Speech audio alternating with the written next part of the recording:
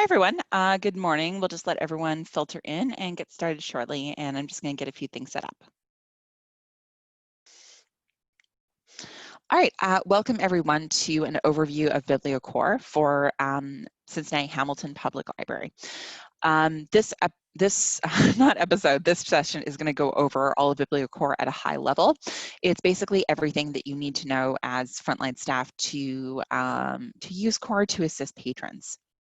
Tomorrow we've got a session focusing on search that goes more in depth into that.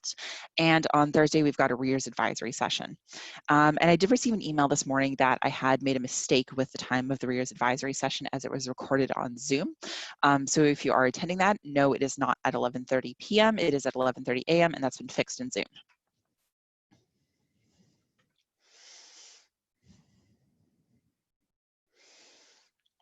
So to start off, I'm going to talk a bit about BiblioCommons and our philosophy when creating software. Our motto is love your online library, and we believe that libraries are places that are welcoming, inspiring, and connecting. The physical library space is somewhere where everyone's welcome regardless of age, background, literacy level, where you're inspired by what you're able to discover and explore, and where you can connect with new people and ideas. Libraries are great at creating this space and branches with displays, programming, readers advisory, community engagement, and sharing ideas. And yes, I did creep these photos from your social media. And our goal as a company is to give you a platform to create these spaces online. Right now, patrons are going to places like Goodreads and Amazon to find what they want to read and watch, and then using a library as a place to obtain those materials. And I think the experience over the past few weeks has really just emphasized, or a few months at this point, how important the online library is, especially when it's the only library and the only way to really connect with patrons. And we want to flip this on its head, the idea that, discovery happens outside the library. Library are places to obtain material, and make sure your online library becomes that place where patrons can go to discover and track what they're reading, watching, and listening to.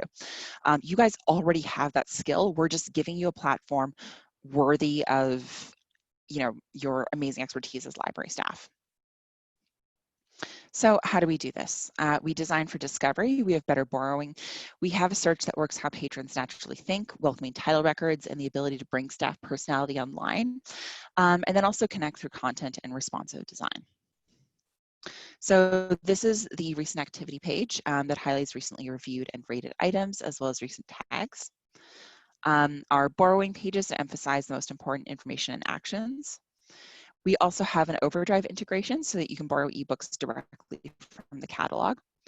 A smart search where you can get new teen books and actually get results for new teen books. You can find material faster through keyword search suggestions and group search. And welcoming title records that allow you to add content like comments, lists, tags, and similar titles. You can also bring your staff personality online. This is a screenshot from St. Paul Public Library. And you can see that under the opinion section, it's specifically highlighting content from St. Paul Public Library staff. And once Cincinnati gets going with staff accounts, it's going to highlight your staff in this section as well. You can also easily share recommendations through lists, through comments, as a great way to connect with your patrons and your community. You can track your reading through shelves where you're able to add what's completed, what's in progress, what's for later, add star ratings, comments, tags, quotations, videos, similar titles, and more content to connect. And we also have a responsive design. And what that means is you don't need an app. You can access cincinnatilibrary.bibliocommons.com on any device, whether it's a desktop, mobile, or tablet, and it's going to adapt to look good at that screen size. A few things to note. One is that borrowing, checked out, and holds will never show publicly. And patrons can set their own content shelves and feeds to be private. BiblioCore has a lot of interactive features beyond a standard discovery layer, but sharing material is always optional. If a patron does nothing different with our catalog than they did with their previous one, nothing will be visible. So the first thing I'm going to cover is registration. This is something that you'll be helping patrons with the most. All users will need to register an account to use account functionality. A very common question is, do you need an account to use BiblioCore? You don't need an account to use any of the search and discovery features, but once you try to do account functionality, whether it's borrowing or adding social material or social content, you'll be prompted to log in. But for borrowing, for all that, you will need an account. So I'm going to go through this at a teaching pace and just explain the process. If you haven't registered, I recommend doing that either after the session or at another time. So all users will need to register an account at cincinnatilibrary.bibliocommons.com. And when you log in for the first time, the catalog will prompt you to create an account, and you can log in with your barcode or username. The usernames will show on social content, but if a user doesn't post anything, nothing will be public. So first, you'll verify your information. Create a username. Usernames are shared across the catalog, and we have upwards of 8 million users, so make sure that it's unique. But if that feels like a lot of pressure, you can always change something, add something basic now and change it later. We ask for birth month and year as an indicator of age because we adhere to the Children's Online Privacy Protection Act, or COPPA. And this prohibits users under the age of 13 from entering in free text online. And so to comply with that, they have adapted functionality on BiblioCore. So this is kind of, similar across a lot of other sites that engage younger users, like Pottermore. You'll be asked for the same information. Once they turn 13, they'll have full functionality on BiblioCore. And since they can't choose a free text username, the way that we deal with that is we have a drop down of a color and an animal. It's a pretty extensive list of animals, so they should be happy with that. And then we'll automatically attach a numbered suffix, and they'll be able to change that on the first of the month after the month they've listed as their birthday. So if they listed their birthday in April, they'd have full functionality in May. Any questions about registration so far? Feel free to chat them in, and I'll get to them at a point. I'll just take a quick pause.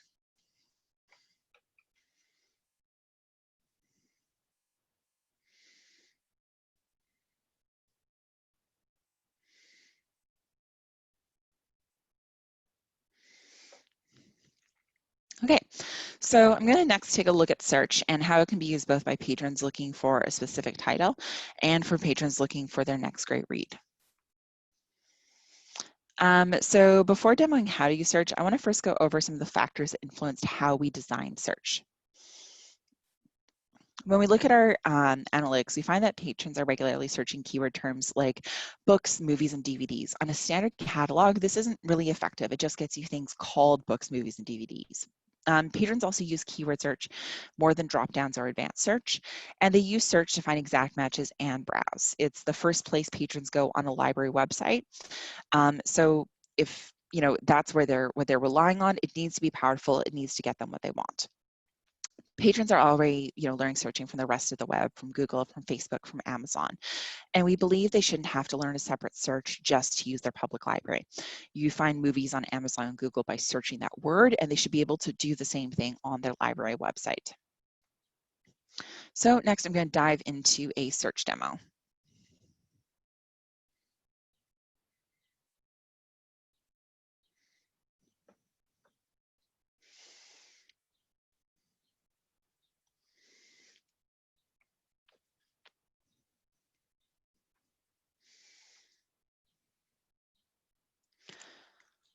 So I'm going to start with the tour of the search interface and then go through some of the features.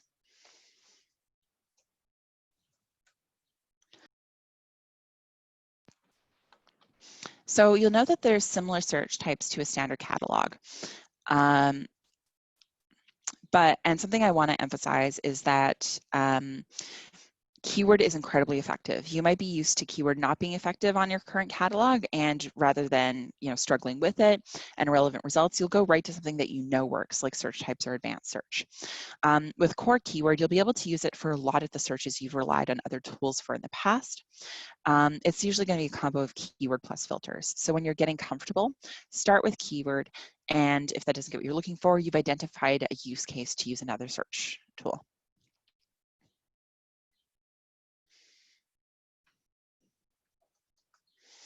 First thing you'll notice is that when you enter in a keyword search, is going to provide up to 5 suggestions, which is a mix of titles and names. And these are searches that match the terms or partial terms from the beginning of a search string. So I've typed in CHRL, we're getting Charlene Harris, Charlie Plummer, Charles Frederick Goss. And these go off your circulation statistics to find the most popular titles.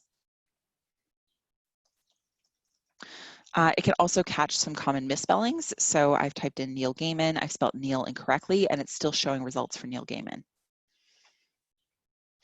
And if it doesn't catch those misspellings, we also have a digimean function.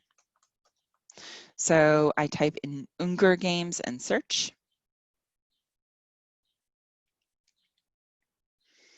Just give it a moment. There's no results for Unger Games because we don't have anything called Unger Games, but we're getting digimean Hunger Games, and I can view 113 results.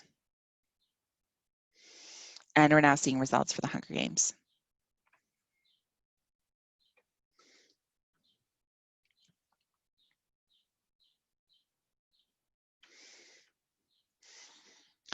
Keyword will cover most of what you need for title and author searches. So when I search the word origin,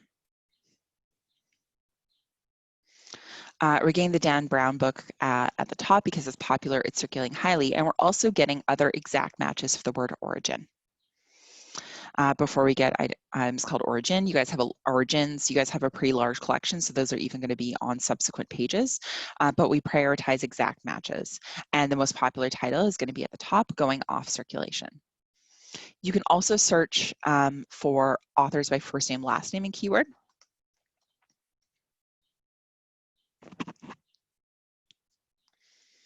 So I've typed in John Green, and we're seeing titles by John Green. You'll also note that these are organized, these are grouped by title, so we can see all of the different formats for turtles all the way down together. You can either click on the title to view the bib page or click on an individual format to go directly to the bib page for that format. I'm going to talk more about the bib page later, but as a quick overview, you can see the format chooser at the top of the page. Let's give it a quick moment to load. And you can navigate between other formats of the same title. And you can see availability where it's on the shelves for this physical book. But if I switch to downloadable audiobook, it's going to instead show the downloading instructions. And you can check out now since it's from Overdrive. So now that we've gotten to know the search interface, let's see what it can do. And again, if you have any questions, please feel free to chat in. Core assumes that what someone searches is exactly what they're looking for. So if I type in it, we're getting results for the Stephen King book and film adaptation, rather than just items that have it somewhere in the MARC record. And these exact matches extend to articles, which are the, and, so on and so forth. So when I search the help,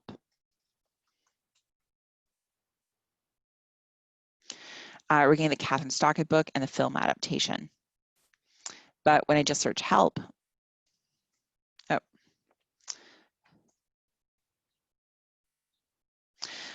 we're getting exact matches for that, including the Beatles. And the help is still going to show, it's just going to be on a later page, again, because you have a really large collection below items exactly called help.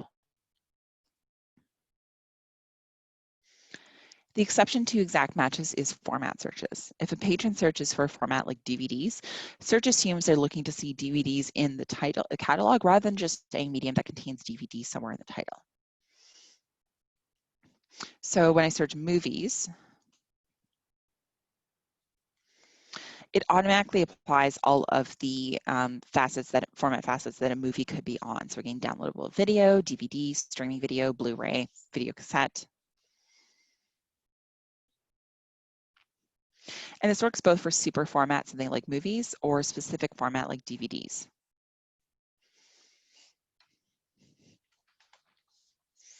And so now we're just getting all the DVDs. You can also search book.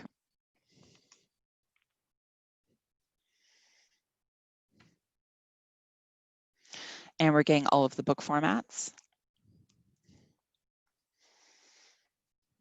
and any specific format for book that you can see along here, like large print or graphic novel, board book.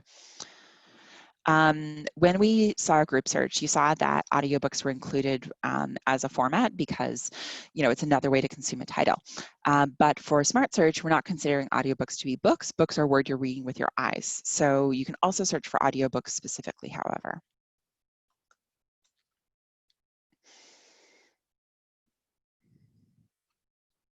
You can use any of the terms along the left-hand side to search for format terms. And you can also combine these format terms with qualifying facets to drill down even further.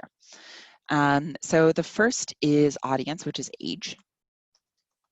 I can search kids movies.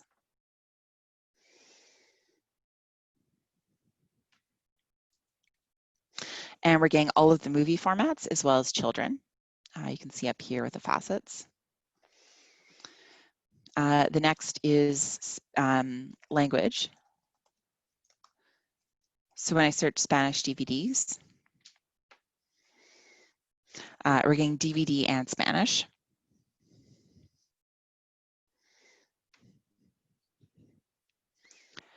And then the last is the word new. And that's going to pull a material only from the past 180 days. So we're getting ebook and past 180 days as a filter. Any questions about Smart Search or anything I've gone over so far?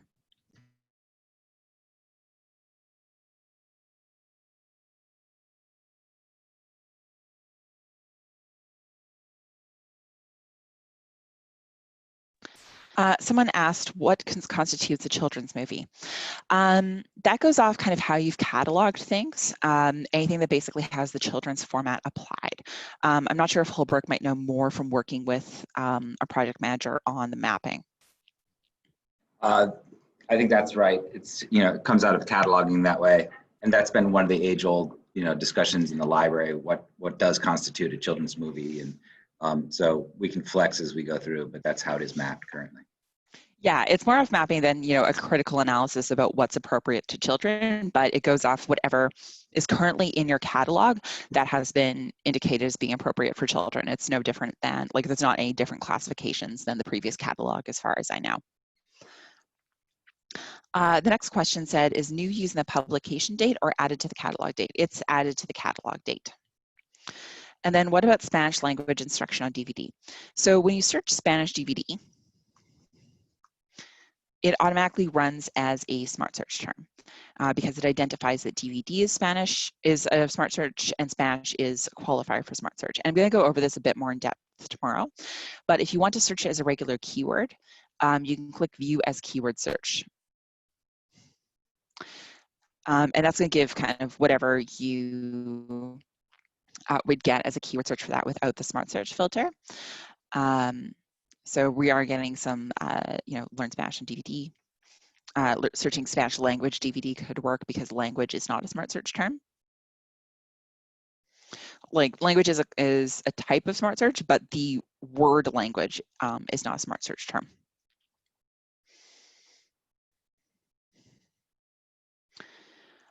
Next, we'll look at filters and facets and how you can narrow down a search term. I'm going to start broad with a search for books, and I'm going to go over these much more in depth tomorrow. So when I search books, we're getting all of the book formats. And these are true filters. Every time you select or deselect a filter or facet, it runs a search again. And this just avoids clicking a bunch of filters and getting 0 results. You can combine and edit your search live. So the first is available now. You can see all locations. You can pick and choose. If you're logged in, you will see your preferred location. So I'll just,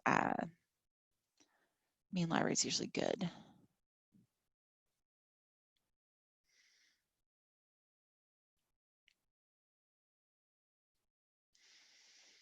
And then all of the formats as well. You can select and deselect. So if I don't want book plus CD, but I do want streaming audiobook, I can select that. Below is the library. It has ranges between 7 days to 180 days or 180 days and older. Next is Title I Can, and this is how you access something.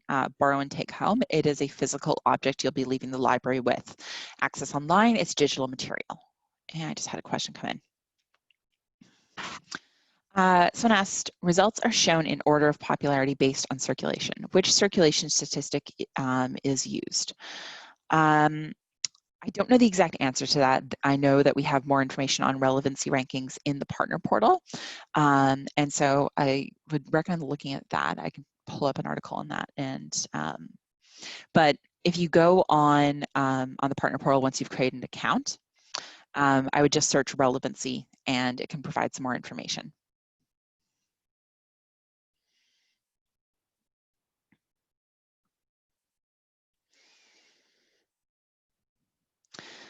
Below is content, and this is pretty broad. It's fiction, nonfiction, and things that have not been cataloged as either fiction or nonfiction. This is a staff preview page of Cincinnati-Hamilton Public Library working on the new catalog, and we had a validation period where the team went over the catalog with a fine-tooth comb looking for things that might need a bit more tweaking.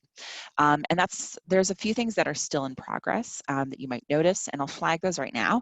One thing is that just kind of we're working on these things actively, so it should change. But also if you notice something unusual, definitely flag it. Let Holbrook or anyone else on the project team know so that they can investigate it and forward it to us if need be. So right now we are seeing a lot of items as undetermined under content, but that might not be that those are undetermined catalog. It might be a mapping issue that we're currently looking into actively. The same is with audience. Right now we're getting a lot of items as undetermined, and that's something that we're actively looking into the solution on. But audience does show by adults, children, and teens. Form, genre, topic, and regions. These all pull from subject headings, but they're separated into components to be more user-friendly. You can mix and match, and for someone who might not be familiar with the subject heading, but they can still understand what a form genre is or what a topic is, you can narrow down like that. I'll try politics and government. And it's going to narrow down to things with that applied.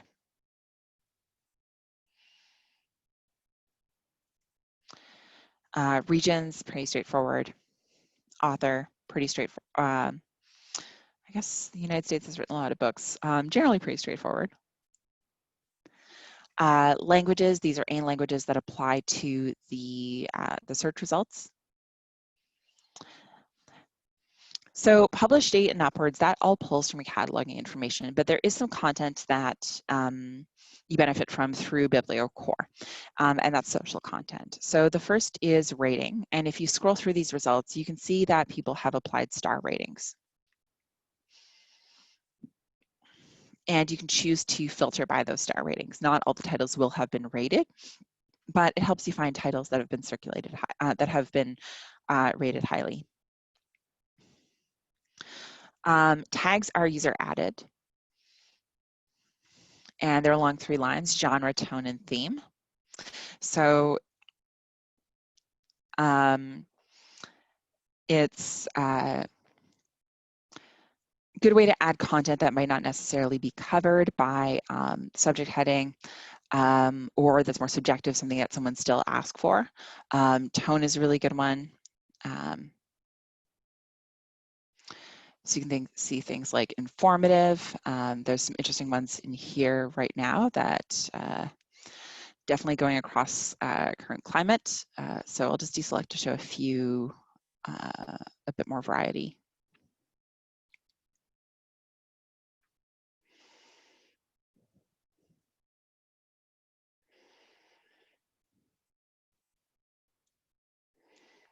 So dark, funny, moody, things that are more subjective and wouldn't necessarily be covered by subject heading, but they're still very useful. There's something a patron would ask for. And then the last is reading level. So we partner with a company called Metametrics, and this goes by Lexile level, and it measures the complexity of the work. It doesn't measure age appropriateness. So if you are looking for something for an advanced reader of a certain age, you want to make sure you have children faceted as well. And you're never going to see anything in your catalog that you don't have in your collection in the search results. This just kind of enhances different ways to search. If there's a search you'll be using often, you can also save it to have it handy for later reference. And you can just click Save Search. And it's going to prompt you to log in. And I'll use the account actually for this.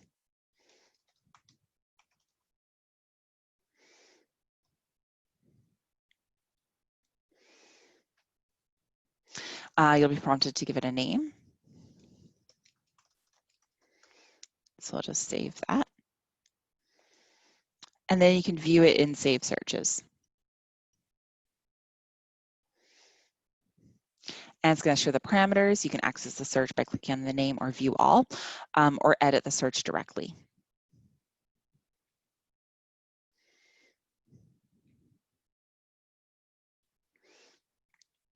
Keyword will cover most of what you need for title and author searches, but the search type dropdowns are useful if what you're looking for goes against the relevancy rankings. So something like biography versus autobiography. So author is only going to search that field. It's going to leave out, if an author is most relevant, but if you're looking for a specific author, you can search just author. This will just search title. And subject search will go through any term in a subject heading that matches. So for example, if you search mystery, it's going to turn up items of mystery anywhere in a subject heading, not just the exact subject heading mystery.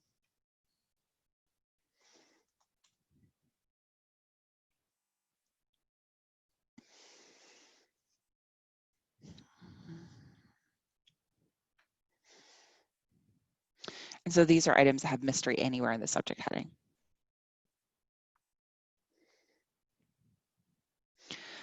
Series will go, search specifically through the series data. So if I search Outlander, we're going to get items that have Outlander in the series data, as opposed to just the first book that's exactly called Outlander, or the TV show as well.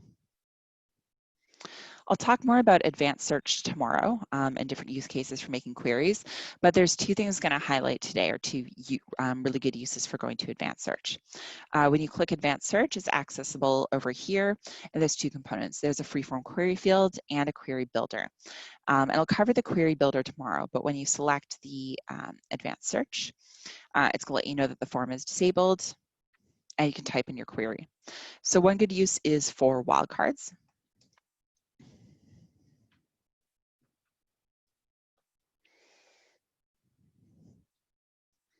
So I've searched Astron asterisk, and we're getting anything that stems from there. Astronomy, astronomers, astronauts.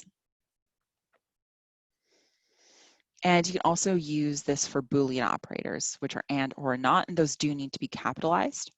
So if I search Potter, not Harry,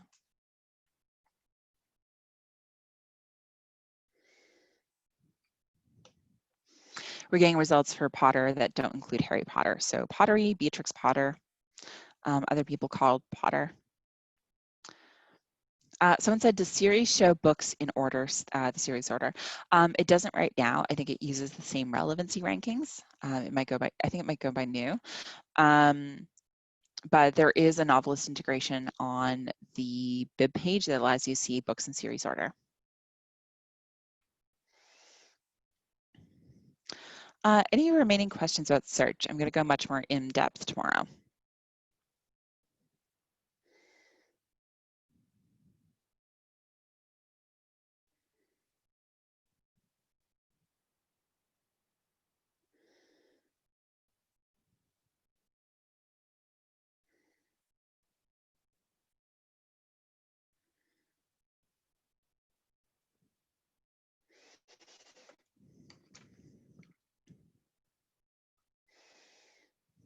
Okay, keep feeling free to chat in if you have more questions. So first thing I'll note is preferred locations. I'm signed in right now and I'm seeing main library at the top because I've set it as a preferred location, even though everything else is alphabetical. And you can set up to 3 preferred locations in settings. If you do a search, it'll show the difference between, let's let it go. I'm just gonna facet to books or to no digital material.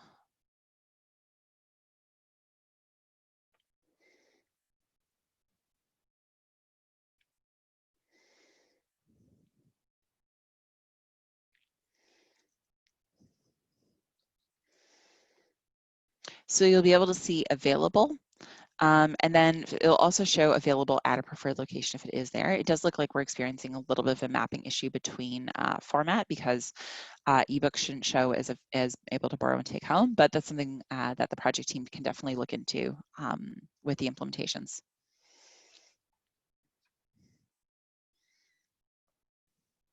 I'm gonna start just again and just place a few things on hold so that I can show borrowing pages.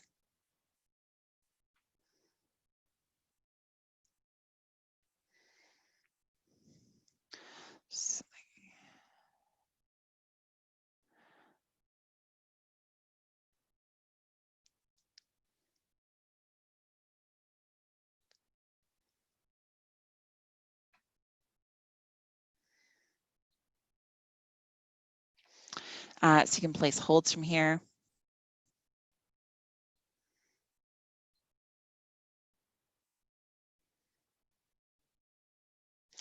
And then your borrowing pages, you'll have checked out, on hold.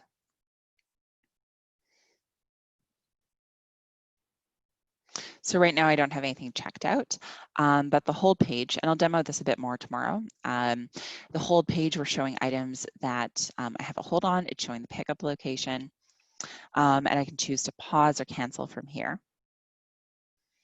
Pause, the way it works with your ILS is that's the simple on off, and you can also cancel.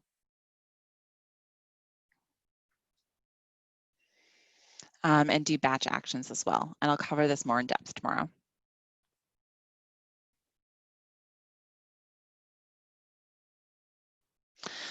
Someone asked, when we go live, will those other library systems be removed, like Cincinnati Masonic Library? Holbrook, are you able to speak to that? Sorry, say it again. The question is, when we go live, will those other library systems be removed, such as Cincinnati Masonic Library? I was just looking at those. Yeah, I'm not sure. I'll have to talk to MCB and see how those are created. Karen, maybe do you know if we can block those? Because I was just wondering if they're there, are we able to place holds on them, and then what do we do? So my presumption is that they will not be there, but we have been doing some cataloging for them over the past couple of decades, so they sort of are in Sierra. Yeah, those are part of our collection, so they'll still be there. Sorry, I couldn't hear that one, Karen. Those items are part of our collection, so they will probably still be there. Okay. But we can block them from being placed on hold?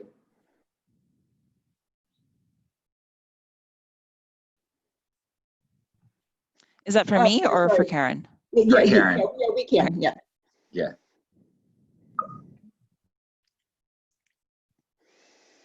And another question is, for pause hold function, will it work the same as our freeze hold now, i.e. patrons will continue to move closer to the front of the line, or does it pause their position as well?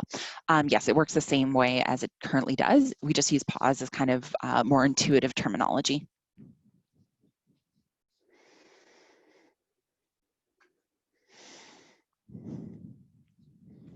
And there was also a response that I'm pretty sure customers cannot place CML items on hold from the Cincinnati Masonic Library.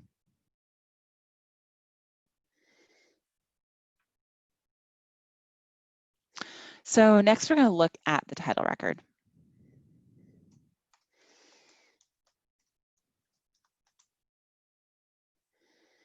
And I'm just going to open up a few title records to demo on. Oh, and here we're also seeing available at a preferred location.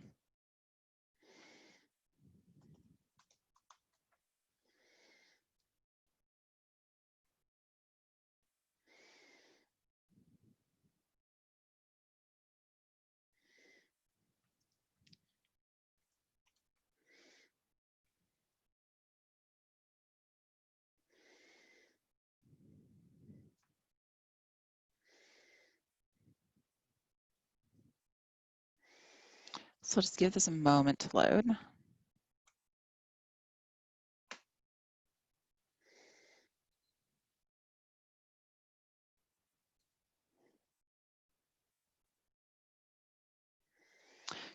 not sure why the availability panel isn't showing right now, but we have seen this before. Oh, there we go. Speak of the devil. The availability panel is showing right now. It's showing available at preferred locations. We're seeing the format chooser.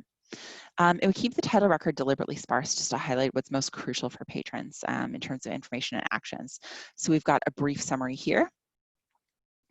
And then below we have details. You can also see the full record. And you can open up a mark display.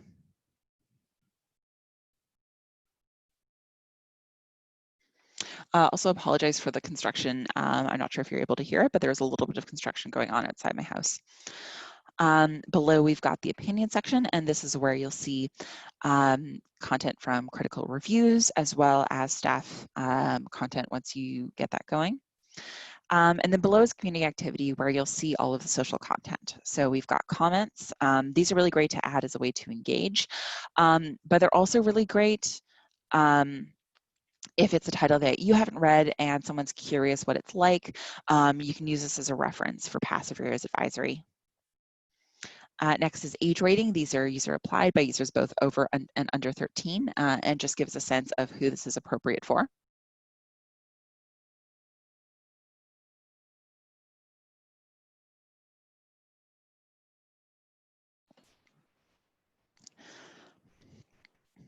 Next is quotes.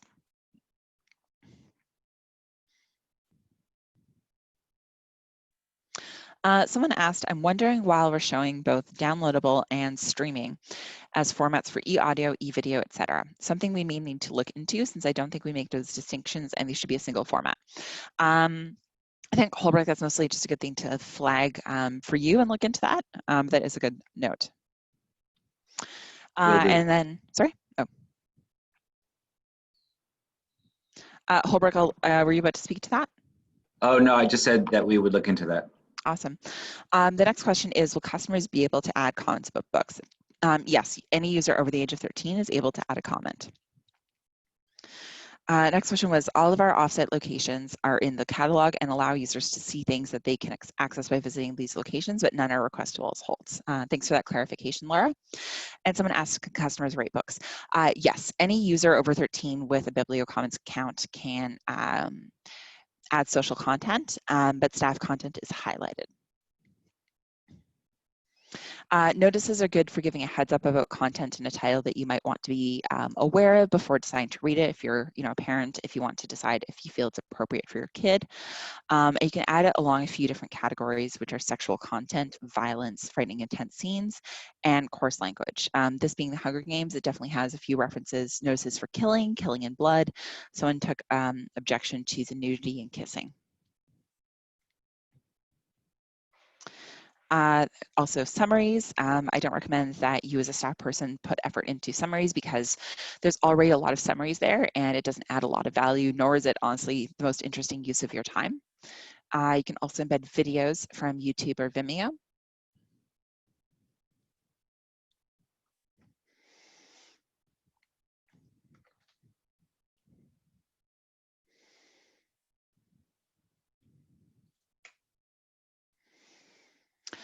Along the right-hand side is the Explore, sorry, Q&A just came in. Will people be able to, quote unquote, warn for LGBT, sorry, it's covering. Will, quote unquote, warn for LGBT content? That could be problematic. Yeah, that's a complex question.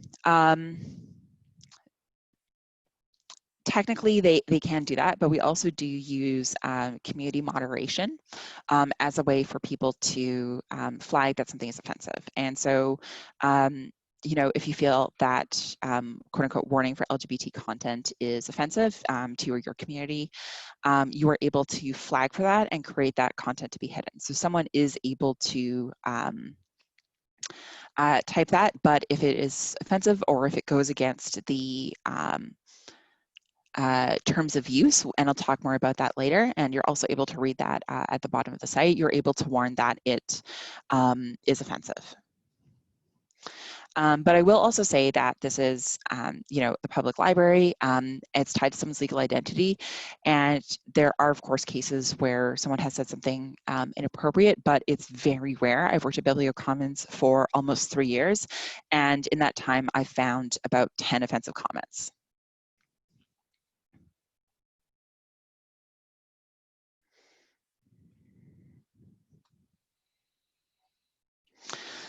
We've also got the Explore Further column, and this just highlights different ways to explore related content. So browse by call number.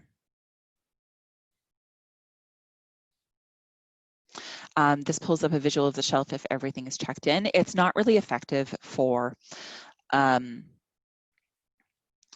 fiction because fiction is organized in alphabetical order. But for nonfiction, it can be really good to find related content.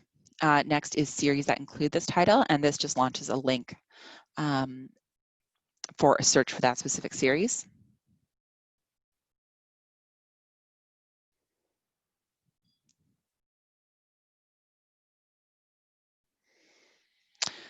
I'm just going to take a quick moment to close my window since there's some live construction going on, and I'll be right back in a moment.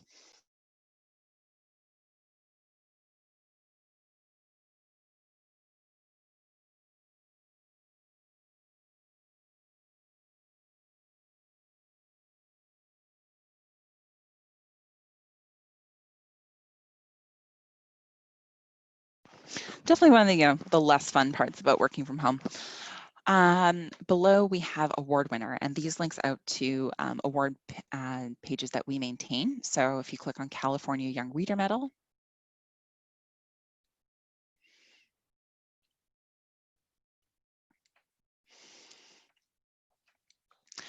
you can see items that have won that award, organized by category, organized by nomination year, and you can place a hold. If there's an item that isn't in your catalog, instead of seeing place a hold, you'll see the option to suggest it for purchase, but your library has a very large catalog, so you likely won't see that often. Next, we've got novelist recommendations. We can see the top recommendations, and you can also pull open all of the novelist content. And this includes the series information, similar titles, similar author, similar series. Below are subject headings, and if you click, that's going to show a search for that exact subject heading.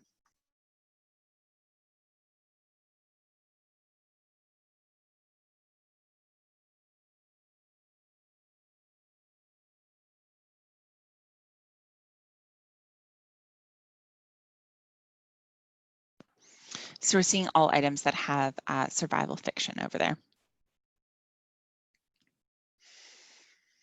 And then I'm going to jump over to The Hobbit to show some more social content. So below our list, we can see staff lists that include this title, and these are lists created by a staff person at any library. They're generally of higher quality. So you can see reads for the whole family, cottage time, ebooks and audiobooks. Let's see if I can find a good example.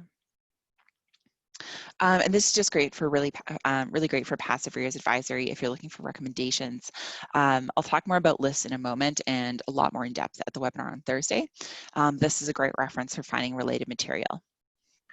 I might just interject that we're going out of the gate with sort of a smaller number of staff list making accounts that we're gonna that we'll launch with, and then see how they go and expand kind of along the Chicago Public Library model. So there are several staff members who will contribute to any particular age group list. And so those are the folks that we're going to start out of the gate with the list making for staff. Awesome, thanks for, it's a really good point, Holbrook. Yeah, so your library does have the ability to create lists, so do customers.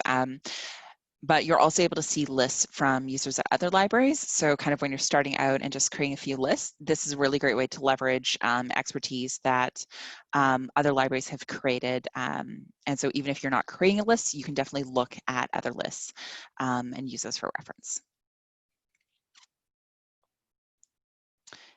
eDragon. So people do have a lot of fun with these lists.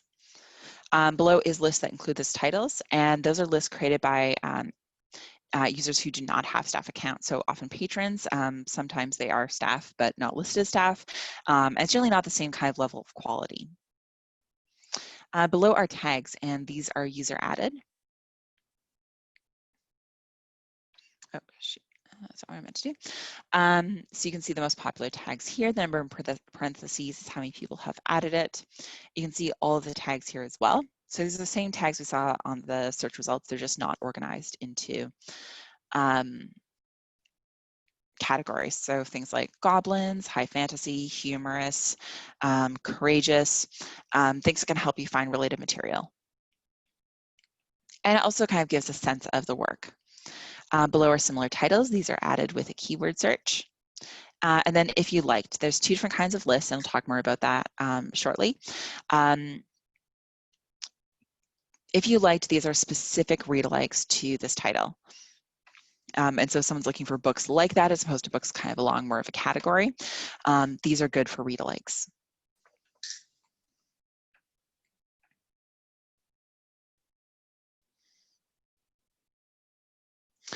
So next we'll look at shelves and shelves. Shelves are the same on every catalog.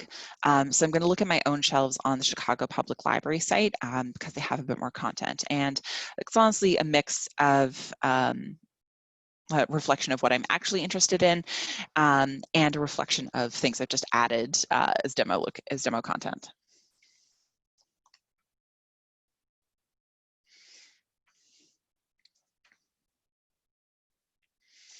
So shelves you'll access from the account menu. Just giving it.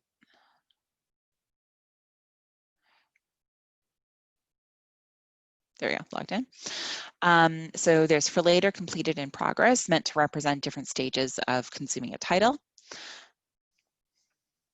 You can add this. You can add items to your shelves from basically anywhere you see something from the title record, from lists, and you can also add them directly from here as well with a keyword search.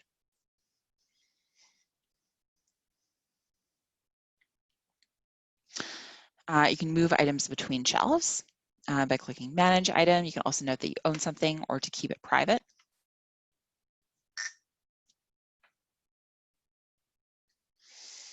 And completed titles, it's also really good to add tags, add content on something. So you can add star ratings, comments, tags. And you can see all of the tags. And to add a tag, you'll just go in here and choose which category you'd like to add it. You can delete this way. And then just type and enter, and you're going to add the tag there. So these are all the tags that we saw on the title record and in search, but on shelves you also have personal tags. And these are tags that aren't necessarily, they're either subjective or they're not relevant to others, but still useful to you. So one I have is childhood favorite, so I can sort through my childhood favorites. I also have kid picks where I highlight content that I think my kids would be interested in.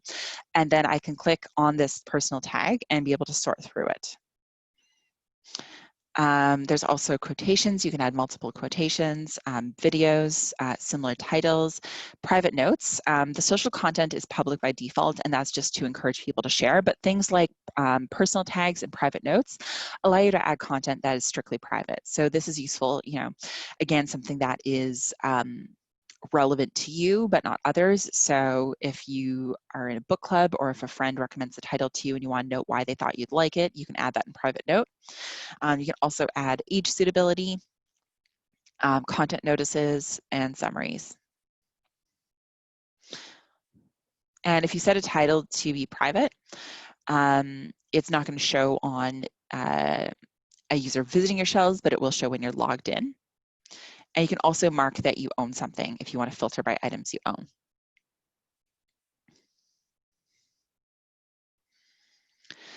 Any questions about lists, or sorry, shelves, feel free to add them in. I'm going to move on to lists.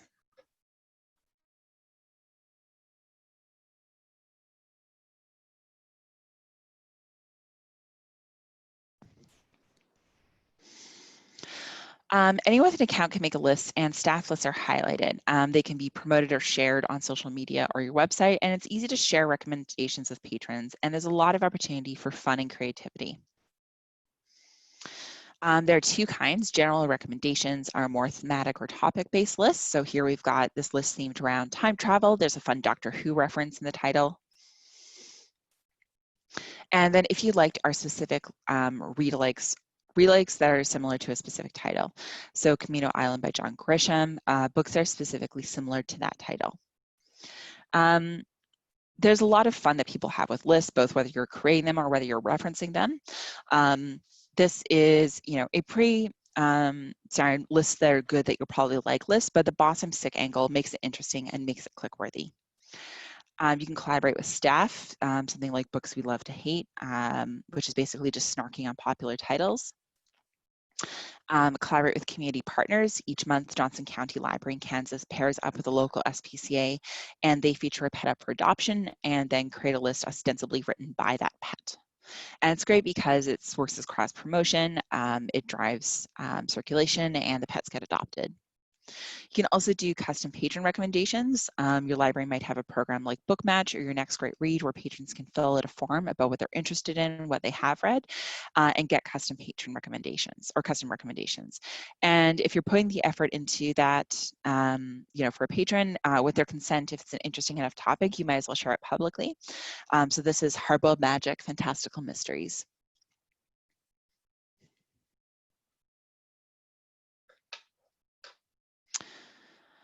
And next, I'm just also going to wrap up by looking at privacy. I thought there were a few slides that were missing, but aren't showing, so I'll just talk about that. But other good uses is, again, create lists that speak to the diversity of your community. The library serves a lot of different people, and everyone just really wants to see themselves represented in what they're reading, watching, and listening to. You can also create lists that educate on current topics or events, that explore genres. There's a lot of opportunity, and I'll explore that more on Thursday. And I definitely recommend looking at the available lists and just thinking, you know, is there a question you're asked about regularly?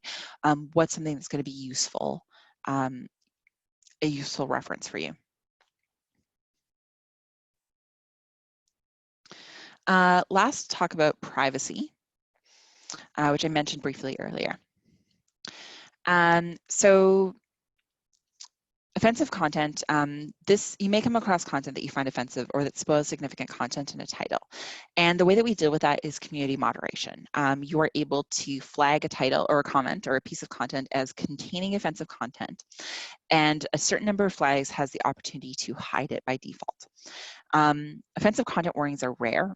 This is tied to someone's legal identity. This isn't 4chan, this isn't Reddit, and people are generally pretty respectful.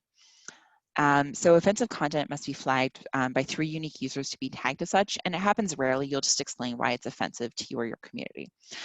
Spoilers must be flagged twice to be tagged as such. It's usually on children's titles and doesn't require an explanation. It's basically a spoiler or it isn't.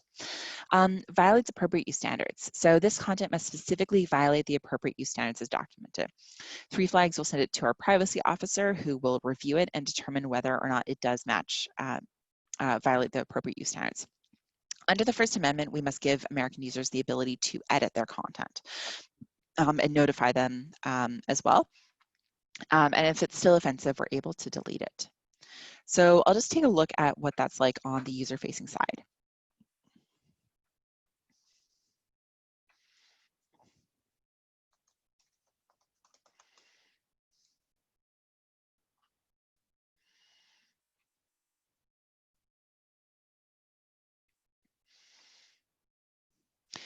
If you're unfamiliar with Erin Hunter, she writes kids' books about warrior cats, and she has some very opinionated young fans. So when we go to this page, we can see that there is a content warning. And it says some content below may have been reported by users for containing spoilers or offensive content, and you can choose your visibility settings. So I can choose to hide spoiler content, hide offensive content, and save this choice in my settings so that whenever I'm logged in, the same settings apply. And then when we scroll down, we can see this content contains spoilers and is hidden, and I can choose to show. So now we know that Leafpool and Crowfeather end up together. Cinderpelt dies in the badger fight. I'm sorry I've ruined your day with a spoiler. And it works the exact same for offensive content. I found, like I said, less than 10 offensive comments in the time I've worked at BiblioCommons, and one of them was "Screw You, Daisy001," and that person later went in and deleted the content and apologized, and that was on an Erin Hunter book. So last is preparing for launch. So we'll look at the launch process and what you can expect. There are 3 stages of launch. This is the staff preview period. It's a chance to get comfortable with the catalog, create content, spread enthusiasm, and show your colleagues. During public preview, the new catalog will be public and you're going to start getting feedback. Patrons will start registering, and it's a transitional period to proactively assist people who you think might need more help.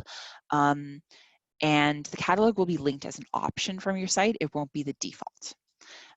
For the public launch, BiblioCore is going to be the primary catalog. Your website will also be the default website. You're going to get more feedback, and it's a great time to promote content and celebrate because it is really exciting.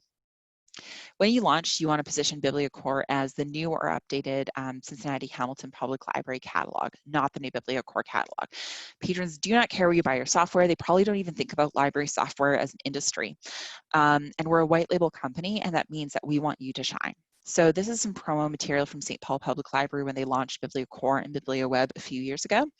And it promotes everything that you're getting from BiblioCore and BiblioWeb, but it doesn't say BiblioCommons anywhere. It uses their branding. With launch, you're going to get feedback. Many people will be excited. Some people complain because it's basically just a hobby to them. People will inevitably bring up tax dollars. But ultimately, people do come around because they realize there's a lot to be excited about. People can submit feedback both in person, on the website, and you might also receive feedback through other channels as well.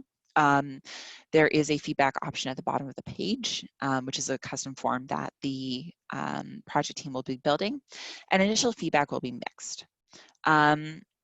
Concerns are often a knee-jerk reaction to change, and so when you're dealing with feedback, it's important to remember that this is coming from an emotional place.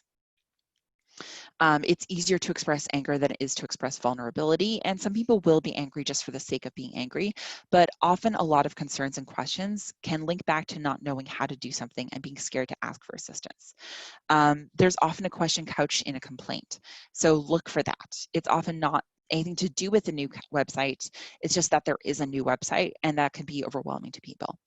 So when you're responding to feedback, be empathetic, positive, and constructive.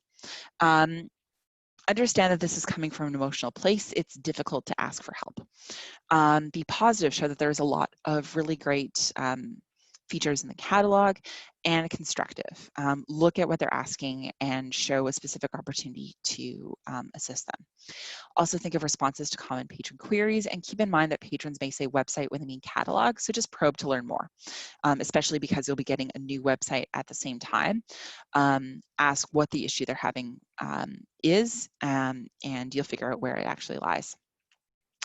So think about common patron questions. It's basically, how do I do something? How do I renew items? How do I manage holds? Why do I need a username? Why do I need to register? Will people see my borrowing history? How do I find something? So I'll look at some feedback that we've received during the launch period. So what a complete and unnecessary waste of time. The previous website was fine. Now users have to learn to navigate a new system. And this is basically something changed. I didn't like it, tax dollars. But we also get a lot of really positive feedback, people coming around to the catalog, someone saying, after a few days of trying to navigate the new system nervously and experiencing some frustration, I have to say that I truly love it. You folks did a great job. It's really lovely, good work, thank you so much. And then a lot of really positive feedback, like I fall in love with the library all over again. So I'm going to wrap up by showing 2 resources that will be really helpful. If you have questions, feel free to start chatting them in. And I can also, if you want to ask a question verbally, I can give you microphone access. So the first one is Catalog and Account Help, and that is accessible from the top of every page. Admin will not show if you don't have those privileges. And so you can see Catalog and Account Guide linked from Help. This is something that we maintain on all the patron-facing functionality. And it's accessible on any page to both patrons and staff. And then the partner portal is for staff. It's partnerportal.bibliocommons.com, and you can log in with your library or create an account with your library email. And this hosts our knowledge base, our webinars, any notices that we have, release notes. And you can search for any content if you're curious about it. So Smart Search, you can just search and it'll show some articles you might be interested in, or you can enter the search term as well.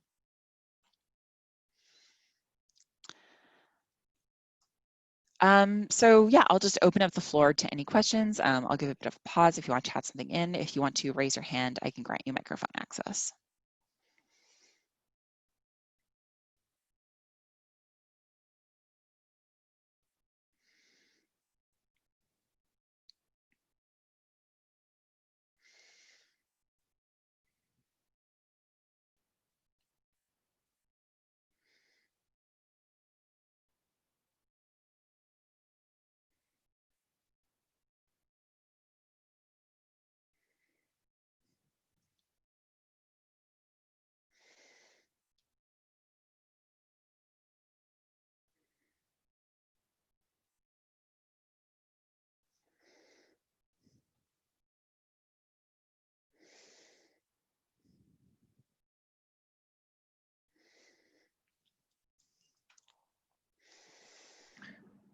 I could take some of those questions, Brietta.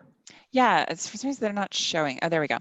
I think that's because I have the slides open. So someone asked, can we, for Holbrook, can we volunteer for the list team? So yeah, we've actually got the first round. We just had to get it together to create the initial lists. So we'll be figuring out a process to select the next round, but it's kind of a temporary setting right now. But yes, we're gonna find a way to get volunteers and get people into the list creating thing. We just don't want, like, out of the gate, we just don't want everyone to be able to do it because it'll be a little too much. Did I miss the other? I missed some other question. Yeah, so if we add things before we go live, will they still be there after launch? The site is completely live. It's not a practice instance. So any content you add will remain on the site unless you choose to delete it. Oh, and the question about sharing with other staff. Yeah. Yes, absolutely. But just know that the Biblio web part, we're planning on having those the first 2 weeks of July as to, having built it out completely. And we're going to have tours, staff tours of the Biblio website, which is the kind of website replacement. So what you see on the website isn't quite done yet. Chris Rice and his team are working hard on that. Liz, hi, Liz. And so you'll see that kind of built out as we go.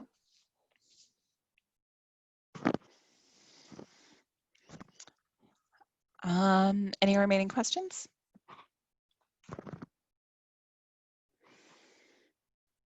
Okay, I think we're good. If you have questions and you're coming tomorrow, I definitely recommend playing around and feel free to bring in questions you have to webinar tomorrow if you're registered for that. Thanks, Brietta. All right, have a great afternoon.